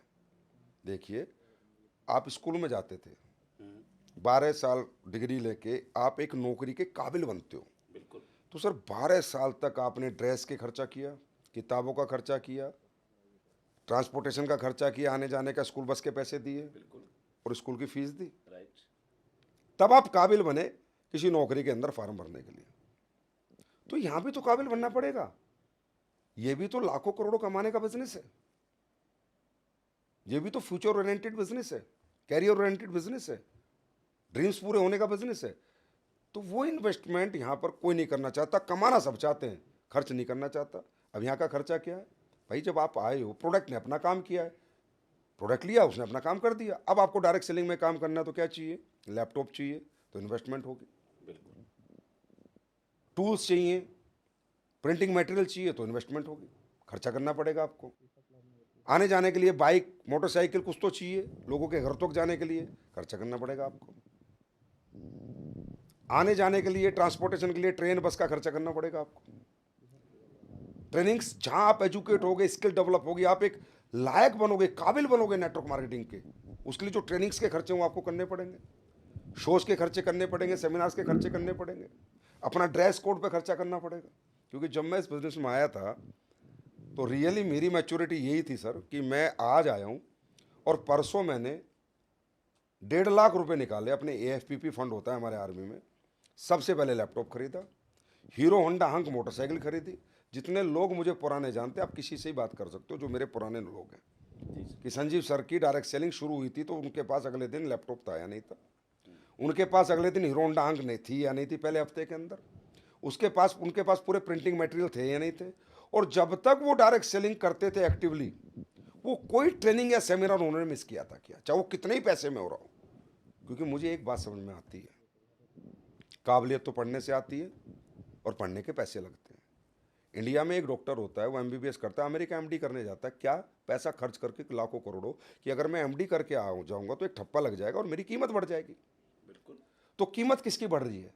जो एजुकेट है। दुनिया में सबसे ज़्यादा पैसा किस साइंटिस्ट को मिल रहा है? एजुकेट है। सबसे ज़्यादा पैसा किस इंजीनियर को मिल रहा है? एजुकेट है। किस डॉक्टर को मिल रहा है? जो सबसे ज़्यादा एजुकेट है। तो दुनिया में सबसे ज़्यादा नेटवर्कर कौन पैसा कमा रहा है? जो एजुकेट है। उसके पैसे लगेंगे, टूल्स के पैसे लगेंगे, आने जाने के, रहने के, खाने के पैसे लगेंगे।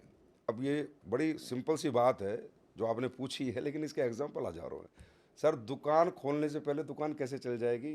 दुकान तो खोलो, माल तो रखो, फिर तो ग्राहक आएगा। आपकी दुकान क्या है? नेटवर्क तो बनाओ, लोग तो जोड़ो, कंज्यूमर तो जोड़ो, सेलर तो जोड़ो, नेटवर्कर तो जोड़ो। उस नेटवर्क को बनाने में खर्चा होगा सर, वो 2 साल तक लगातार खर्चा हो सकता है, 3 साल तक हो सकता है, 4 साल तक हो सकता है। लेकिन जिस दिन एक बार दुकान खड़ी हो गई, होटल खड़ा हो गया, हॉस्पिटल खड़ा हो गया, नेटवर्क खड़ा हो गया, फिर पूरे जीवन पैसे देगा।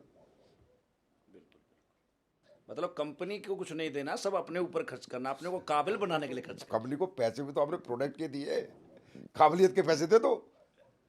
काबिलियत का प्लान ही हमने नहीं चला रहे, हम तो सिर्फ प्रोडक्ट का प्लान चला रहे। आप एक होटल भी बनाते हो, हॉस्पिटल बनाते हो, पहले 500 करोड़ रुपए लगाते हो, 5 साल समय लगाते हो, पैसा भी लगाते हो और समय भी लगा, फिर उस इंफ्रास्ट्रक्चर को खड़ा करते हो, तब वो आपको कमा के देता है। तो नेटवर्क एक इंफ्रास्ट्रक्चर है। पहले ये नेटवर्क का इंफ्रास्ट्रक्चर बनाओ, इसको बनाने में आपके पैसे भी लगेंगे, आपका समय भी लगेगा और आपको पैसा भी नहीं बचेगा। लेकिन जब ये नेटवर्क बन जाएगा तो जीवन भर आपको पैसा देगा। होटल, हॉस्पिटल, स्कूल बन जाता है, पूरे जीवन पैसा देता है। तो नेटवर्क पहले बनता है सर, फिर चलता है। लोग कहते हैं पहले चले फिर बने। पहले पैसा आएगा तब मैं घर से जाऊंगा, पैसा आएगा तब लैपटॉप खरीदूंगा, पैसा आएगा तब बाइक खरीदूंगा, पैसा आएगा तब ट्रेनिंग में जाऊंगा, पैसा आएगा तब सेमिनार में। पैसा आएगा नहीं तो जाएगा नहीं, तो इस इंडस्ट्री से बाहर ही जाएगा, और कोई तरीका नहीं है। सर, एक छोटी सी चीज़ पूछना चाह रहा हूँ, वैसे है छोटी लेकिन बहुत बड़ी है। कि संजीव सर के लिए फर्स्ट क्या, AWPL या डायरेक्ट सेलिंग? ये सवाल मैं इसलिए कर रहा हूँ कि 2016 में भारत सरकार ने गाइडलाइन इश्यू की और 2016 के बाद पूरी इंडस्ट्री इंतज़ार में थी कि कानून आएगा। और ये हर हिंदुस्तान डायरेक्ट सेलिंग कंपनी और डायरेक्ट सेलर जानता है कि जब कानून आया उस टाइम उस पैराग्राफ में कोई एक लाइन थी, एक डेफिनेशन थी जो मिस थी, और उस मिस की वजह से ऐसा कुछ था कि पूरी डायरेक्ट सेलिंग इंडस्ट्री आज अनलीगल हो चुकी है। बहुत सारे लोगों ने पोस्ट भी की है। और उसके बाद का जो योगदान, जो रोल इस डायरेक्ट सेलिंग इंडस्ट्री के लिए संजीव सर का है, वो आज स्लीपेस्ट वेलनेस ही नहीं, हिंदुस्तान की हर कंपनी जानती है। इसमें तकरीबन 2, 2.5, 3 साल का टाइम लगा। तो मैं ये जानना चाहता हूँ कि आपके लिए सर्वोपरि क्या, और दूसरा सवाल ये कि आपके क्या अनुभव रहे होंगे जब भारत सरकार से इतने बड़े लेवल पे लाखों लोगों के भविष्य के लिए आपने ये डेफिनेशन लेके आए, ये कानून के अंदर कुछ बदलाव हुआ? देखो, सबसे पहले तो सर्वोपरि मेरे लिए डायरेक्ट सेलिंग है, क्योंकि मैं जो भी हूँ डायरेक्ट सेलिंग की वजह से हूँ। मेरी प्रीवियस कंपनी जैसी भी थी, लेकिन उसने मुझे डायरेक्ट सेलिंग सिखाई। जैसे भी प्रोडक्ट थे मैं सीखा तो वहीं से। तो मैं तो कभी ज़िंदगी में उसके खिलाफ भी बात नहीं करी आज तक। हमारी फर्स्ट प्रायोरिटी इंडस्ट्री होनी चाहिए। अभी जैसे जब हम लोग बैठते हैं एसोसिएशन में भी, हम लोग बैठते हैं कंपनी वाले, तो मैं उनसे भी एक बात कहता हूँ कि यार, हम एक दूसरे के व्यक्ति क्यों तोड़ते हैं? क्यों ना हम मार्केट तोड़ें, क्यों ना ट्रेडिशनल मार्केट की तरफ फोकस करें। अगर हम एक दूसरे के बंदे तोड़ेंगे तो 24,000 करोड़ की इंडस्ट्री, तुम्हारा कोई लीडर 10 करोड़ का टर्नओवर दे रहा है, मेरे यहाँ आ गया तो भी 10 का देगा, मेरा तुम्हारे यहाँ चला गया तो भी 10 का देगा। जहाँ थे वहीं है। वहीं तो रह गए। 2 लाख करोड़ का तो फिर भी नहीं हुआ। अगर ये 2 लाख करोड़ का हो जाए तो आप लोग भी ग्रो करोगे, लीडर भी आपके ग्रो करेंगे, हम भी ग्रो करेंगे, हमारे लीडर भी ग्रो करेंगे। तो इसके लिए हमें क्या करना है? सबसे पहले हमें डायरेक्ट सेलिंग को प्रायोरिटी देनी है, अपनी अपनी कंपनियों को प्रायोरिटी नहीं देनी है। डायरेक्ट सेलिंग के एथिक्स को फॉलो करना है, प्रिंसिपल को फॉलो करना है, और एक होकर हमें काम करना है। क्योंकि हम जो भी कुछ इस इंडस्ट्री की वजह से बने, तो मेरे लिए सर्वोपरि ये मेरे लिए इंडस्ट्री है, क्योंकि इसी ने मुझे बनाया है।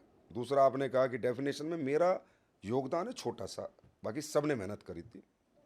देश की जितनी बड़ी कंपनियाँ, बड़ी कंपनियों की मैं बात करूँगा, बड़ी कंपनियाँ, छोटी कंपनियों को तो पता भी नहीं है कि कितनी मेहनत हुई थी। वो चल आज भी मज़े से रहे हैं, लेकिन उनको पता नहीं कि बड़ी कंपनियों ने कितनी मेहनत की है। बड़ी कंपनियाँ हमारे देश की, खासकर हिंदुस्तानी जितनी भी कंपनियाँ, उन्होंने सब ने बहुत सहयोग किया, बहुत सपोर्ट किया। अनुभव बड़ा कड़वा मीठा रहा कि जैसे ये डेफिनेशन मिस हुई, बड़े बड़े देश के लोगों ने, बड़े बड़े इन्फ्लुएंसरों ने पोस्ट डाल दी कि आज के बाद डायरेक्ट सेलिंग भारत में बंद, इलीगल। राइट। हुआ था। आप लोगों को याद हो तो? बिल्कुल हुआ था। मेरा तो, अब मैंने कहा मेरे लिए तो सर्वोपरि डायरेक्ट सेलिंग है।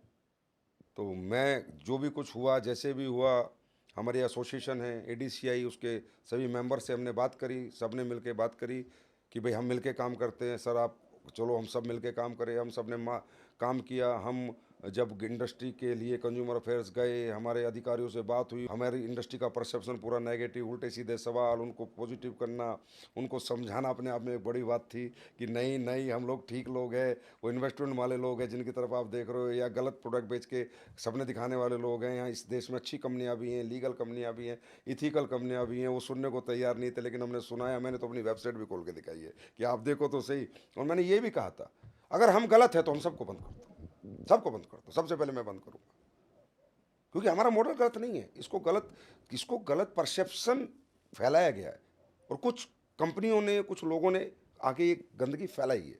गलत कैसे है सर? 5 स्टार में भी तो बोला जी आप पैसा ज़्यादा देते हो, तो मैंने कहा कि जी 5 स्टार का जो वेटर है उसको भी बड़ा ज़्यादा पैसा मिलता है, लेकिन दाल वहाँ भी 1000 रुपये की बिकती है। तो जैसी जगह होगी वहाँ ऐसा पैसा मिलेगा, जैसा प्रोडक्ट होगा, क्वालिटी होगी, ऐसा भाव मिलेगा। तो ऐसा नहीं है। हमारी इंडस्ट्री वाकई में देश के हित में है। हम लोग अनएम्प्लॉयमेंट में हो या प्रोडक्ट क्वालिटी में हो, एक छोटा मोटा कंट्रीब्यूशन देश के लिए कर सकते हैं। तो अनुभव खट्टा मीठा रहा, लेकिन एट लास्ट हम समझाने में सफल हुए। और हमारी एसोसिएशन की जो कंपनियां थी हमारे साथ में, सब ने मिलकर मेहनत करी, और हम डेफिनेशन ला के इस हिंदुस्तान को दी। अब ये हिंदुस्तान याद करे ना करे उससे मतलब नहीं, क्योंकि कई लोगों का काम निकल जाता तो भूल जाते हैं। लेकिन ऐसे काम पढ़ते रहेंगे, कभी ना कभी फिर ऐसे काम पड़ेंगे। फिर कोई चाहिए जो जाए और मेहनत करे और लोगों के लिए लड़े। और इस इंडस्ट्री से मैं बहुत प्यार करता हूँ महिपाल जी। मैं डायरेक्ट सेलिंग इंडस्ट्री से प्यार करता हूँ। उसके बाद AWPL आती है मेरी किताब में, पहले डायरेक्ट सेलिंग ही आएगी जीवन भर, क्योंकि मेरा नाम सम्मान पहचान इस इंडस्ट्री से है। AWPL भी इस इंडस्ट्री का हिस्सा है। मतलब ये सालों सालों तक एक चीज़ तो लिखी जाएगी कि इस बात से फ़र्क नहीं है कि पहले कौन आया, ये बात हमेशा याद रहेगी कि रोल किसका ज़्यादा रहा। सबका रोल है सर, सभी का रोल है, जितने लोग हैं सबका रोल है। सर SLPS कंपनी कभी बंद नहीं होगी, इसकी क्या गारंटी है? देखिए Shiv Kumar sir, SLPS wellness private limited company 2014 में आई थी। क्योंकि हमें किसी कंपनी को समझना है ना तो उसकी जर्नी को समझना पड़ेगा।